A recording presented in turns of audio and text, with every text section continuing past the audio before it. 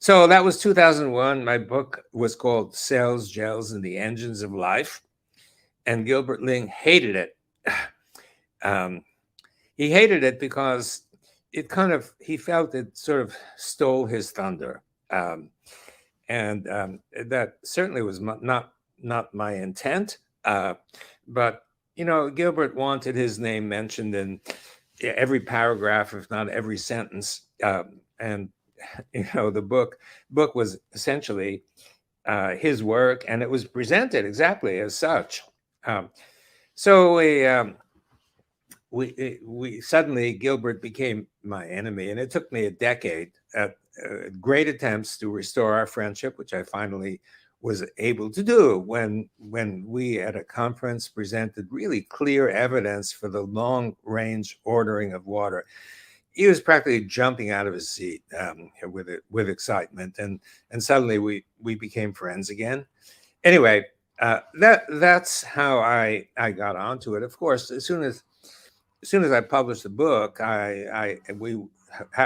we wanted to do experiments, and we started to do experiments, and we found. I mean, I'll tell you about it, but I just should mention that essentially we found that the idea of structured or ordered water, we could affirm that that was correct, but we found some differences that are substantial enough that they're really important, and that's when I wrote the second book. It's called The Fourth Phase of Water, and that book has become enormously popular.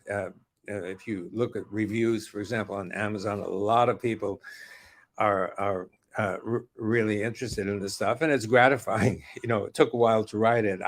In my vocabulary is the word editing, and editing is necessary if you want something to achieve clarity.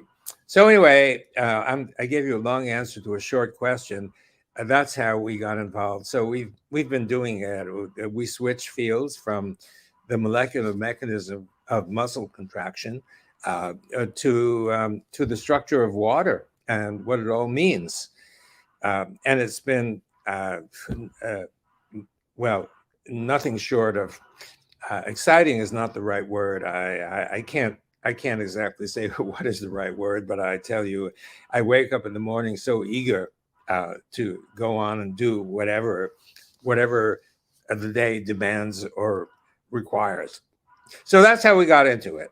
I think I should stop there because I took up too much time to give you the ancient history. No, that's exactly what we're looking for. It's a foundational, a starting point, and I think it's important that people understand how you ended up there in that fascinating new realm of understanding water. And just for the sake of the audience, can you kind of briefly explain, or take your time, we got plenty of it, about structured water? Because this has always been a point of contention among a lot of people as to, was Rudolf Steiner real? Is it important to stir in different directions? So if you could just speak about that for a couple minutes. Well, I can't tell you if Rudolf Steiner was correct. I will get to, if we have time, to a point of that Rudolf Steiner was mentioning about the heart. He said the heart is not a pump. Well, I'm not sure I agree totally with that point of view, but we have a lot to say about the heart, and if we get to it, I'd be excited and happy to talk about it. But we'll definitely get to the heart. Well, sure.